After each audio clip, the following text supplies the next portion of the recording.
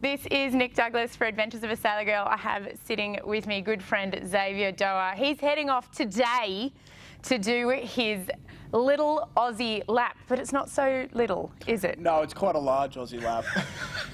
I mean, the equivalent of 12 Rolex Sydney Hobarts. Yep, and a third of a lap of the globe. That's just a little Aussie lap on a very little boat. A lot of sailors will know what a mini transat is, but we haven't really seen them in Australia. No, there's only a handful of them here in Australia, and mine, even though it's old, it's by far the best one around, which is, I'm hoping to change that. Hopefully we get more mini transits around in Australia. I know there are a few coming in. Yeah. Now, I'm going to ask you a little bit more about the journey in a minute, but I know there are a bunch of sailors who have a few questions. Firstly, what did you do to gut it, strip it, get it organised, and what electronics did you put into it? And then what possessed you to want to go and do this record in the first place? Oh, that's a fantastic question. Well, I bought the boat.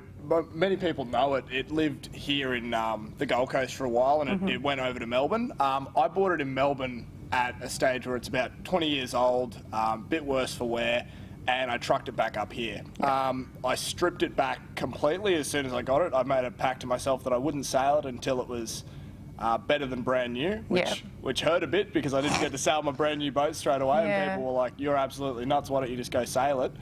But I took apart every single nut and bolt on the boat. I wanted to make sure that there was nothing structurally wrong with the boat, so I literally stripped everything back to bare bones to make sure I could rebuild it better than new, which was a massive learning process for me, but it was also one of the reasons why I chose to go with this boat rather than shipping a newer boat over from Europe, is so that I understood every system, every part of the boat really intimately, so when I go to fix it offshore, it's second nature. I've already been in the back corner of the boat fixing the gudgeons, and like I wanted everything to be second nature to me, so that's why I did the process the way I did it.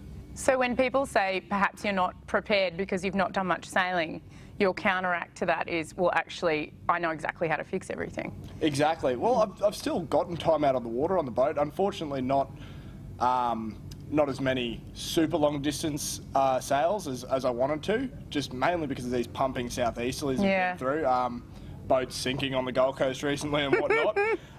But yeah, that really is the best way to prepare for it, is to understand each system. 100%. Now, when you're doing something like an Olympic campaign, or you're doing a massive race like the Vendée Globe, everybody knows that the amount of hours that you put into boat work is far greater than the amount of hours that you put into the sailing. And seeing as you're going to do, 7,500 nautical miles, how many man hours do you reckon you put into prepping the boat? I am terrified to think about the man hours. I started the project on this boat started in October, and I would say I've put in the stages of building the boat 18 hours a day consistently into the boat every day, which is, without exaggeration, I was at that boat. I was at that boat at 2 a.m, 3 a.m, I'd have people walking past the dock going, "What the hell are you doing here? Go home, go to sleep." And I've been working to get, like, for those that have seen the boat, it's in immaculate condition, and people are stunned when they saw what came in. It was a carbon fibre boat sitting under a tarp with no mast, and I really did build it up from nothing. And so then the other throwback to you've not spent much time sailing perhaps, but you still have, is that you have basically been on a watch system since October fixing the boat. And I've put myself to points of fatigue. Just building that boat, I've put myself in more fatigue than I've done in Sydney to Hobart, say. Like, I've honestly spent that much time and that much intensity in building the boat. I did all the work myself. Apart from getting the new mast built, I didn't obviously weld the mast, but I really did do everything on the boat. So then let's talk a little bit about the sailing and why you're doing this. Fair enough, yeah. Yes. All right, so when you set off from the start line, talk me through the challenges. I mean, we've got a lot of submerged objects going up the coast. We've got no wind in the north of the country. Then we've got the Southern Ocean to deal with. I mean, a lot of people are also asking, why anti-clockwise? Why this time of year? There's really no other way to do it except for going anti-clockwise and doing it at this time of year. This is when you've got the best prevailing winds. So you're using a lot of the trade winds and a lot of the currents down.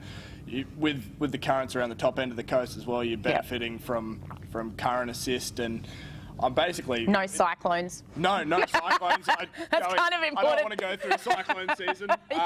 The only real downsides are all the political and social things that are happening at the moment. We've got Chinese warships going through. We've got a backlog of shipping off Brisbane and a lot of shipping traffic up north. But yeah, I'm looking at a really, really good run up the east coast. Those southeasterly trades are going to be strong. Westerly for you. Yeah, westerly today. The westerly was unexpected. It has developed and it looks like it's holding in. So I'll have 15 knot westerlies at the start, hugged tight against Fraser. I'll get a pretty strong 20, 25 knot northerly as I'll either just duck ahead of it or use it to go offshore a bit. But after that, develop into some pretty strong southeasterlies and just send me down the coast outside the reef. So yeah, and at the moment, the northern end of Australia is actually honking. So we got 20 to 30 knot southeasterlies. And beautiful swell going the right way. It's shaping up to be one hell of a run along the top. So you could be well ahead of the record. We've just got to protect the asset, I guess, in Squawk's words. Protect the asset. In the words of Victor, just sail. Well, what Victor was saying to me, first you got to finish, which I do. Finish. So it's been a big shift in mindset to just kind of tell myself, don't put that A3 up right now, don't put that A2 plus up right now. Take a breath, preserve the rudders. Like the rudders on the minis usually go, and the gudgeons at the bottom. So it's really sailing the boat kindly, because I'm out there for a hell of a lot of time. I've got to keep that boat in one piece to get the record, and that's going to be what it's about. Slowing myself down, taking a breath, but with this forecast, I'm looking very pretty.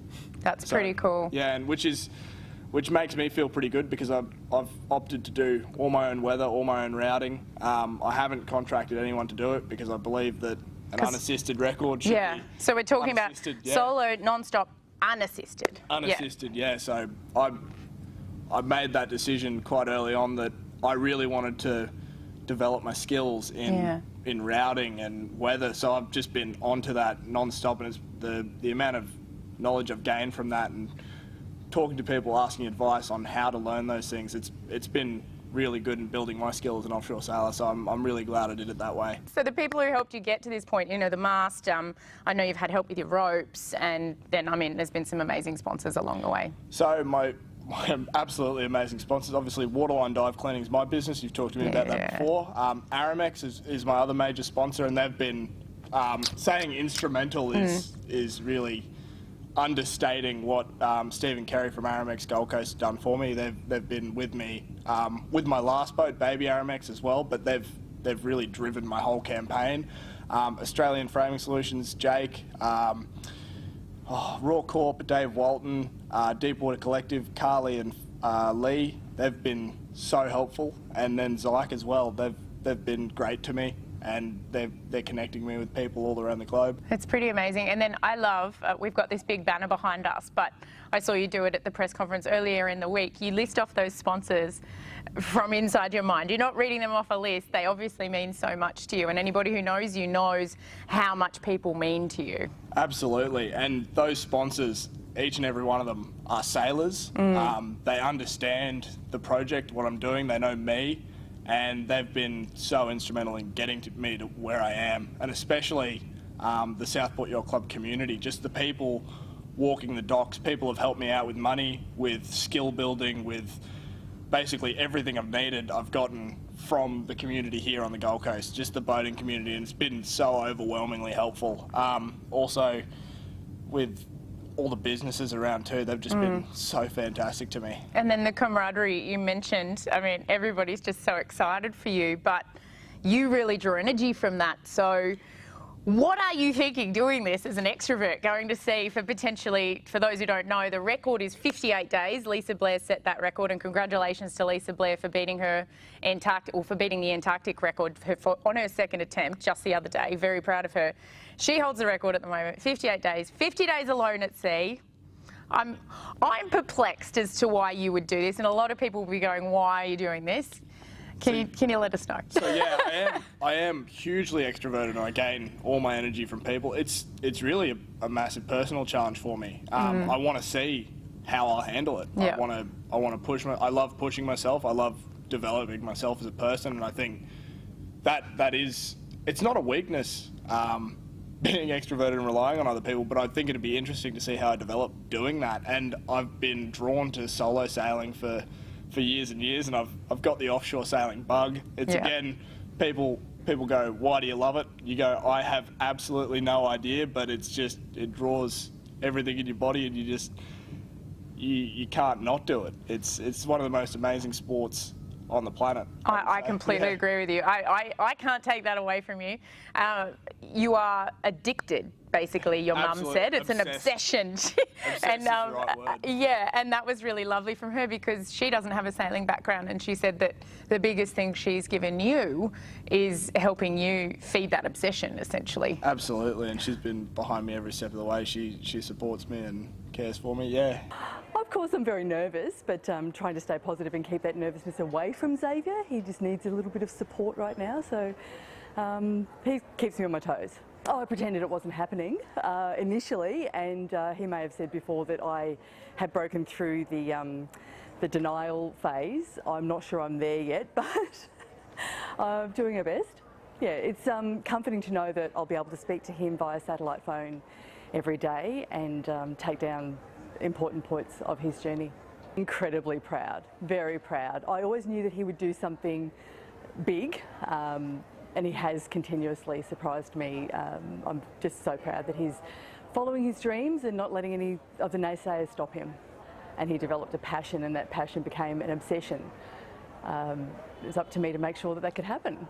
So it's all him. Absolutely. Oh, so special. Now, when you're going around Australia and you've got the start happening, I know there's going to be a few other spots where you'll probably come close to the coast, but what will it mean for you today when we go out there and you start at 10 o'clock, and I know that there's going to be a whole bunch of boats there? I mean, what's that going to mean to you, and how are you going to then refocus and keep going on with the task? It's going to be a new experience for me. It's pretty special that I've got this amount of support from my local community and the sailors and boaties. I know a lot of them through my business, Waterline. I'm a dive cleaner, so most of them are my clients, and just people I deal with. Going and doing this project, I've obviously been to countless marine trades, like a ridiculous amount of money and people. But yeah, I've interacted with the majority of the Gold Coast marine industry, and they're all going to be out there supporting me. They go, we love you, we love what you're doing, this is bloody awesome. Yeah, and so it's pretty special to have that support from the community. 100%. Anybody who knows you knows that you're an incredibly passionate person, so it doesn't surprise me that everybody wants to give back and help you, because that's the kind of person that you are. So, I mean, talk to me a little bit about how you found sailing and why it means so much to you, because I believe you learned like right here. Yeah. So as I said, at the moment I learned first to sail at TSS, the Southport School, which was a really special place. Matt Belcher went there. There's been quite a few pretty cool sailors, a couple of sailors in the Vendée and not the Vendée, rather the Volvo. But yeah, I learned to sail. I could go sailing after school down on the river, and then I progressed to learning to sail lasers at Holywell here at Southport. And yeah, I've been really raised with my sailing on the Gold Coast, and to leave from here is pretty special. Absolutely. Now, Matt Belcher, you just mentioned him. I know that you got to meet him and Victor during the week. That must have been incredibly exciting. It was incredibly exciting. It was great to have Matt and Victor down, poking their heads in the boat, and seeing just how small it is. I'm pretty sure there was a few comments being like, "Oh, you're a bit insane, but this is bloody awesome." Yeah.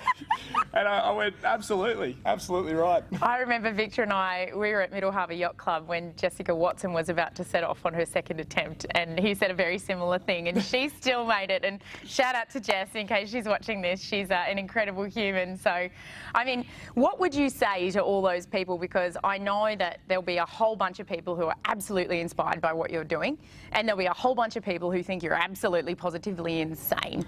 I mean, let's frame it another way. What would you say to you, that kid that learned at TSS, if you could tell him that you were going to set off and sail around Australia and try and beat a record? I would say my biggest advice to anyone that's going out and trying to do something in the sailing world is make sure you're having fun. Yeah. There's no chance that you're going to pursue something that you're not absolutely loving to bits. I do what I do because I love it. Of course, I go through and do all these really crappy things like boat building and sanding, and you're sitting there covered in sweat and rain. And It's like me editing. I hate exactly. it. You go, I hate this, but if you really love what you're doing, it doesn't matter. You go into a state of flow. So, yeah, my advice is to anyone that's trying to do something, first of all, make sure you love it, and then second of all, if you love it, dedicate your whole self to it. Yeah, and I have to say, I've been helping you out with your social media channels, and the amount of support that this guy has pouring in is just incredible. No wonder you're going to miss people for however many days you're going to be at sea. But can I just say, from everybody that's involved with your team, it doesn't matter whether you make it for a day, 10 days, or whether you come all the way around that country. We're going to be 100% behind you all the way. And I just can't tell you how proud I know that everybody here that has worked really closely with you is of you. And I know that there's going to be a few people that are having a full-on tear when you cross the line today. Yeah. It's going to be absolutely nuts. Good luck. Kick bloody freaking ass. And remember, Thanks, Nick. we love you regardless. Will do.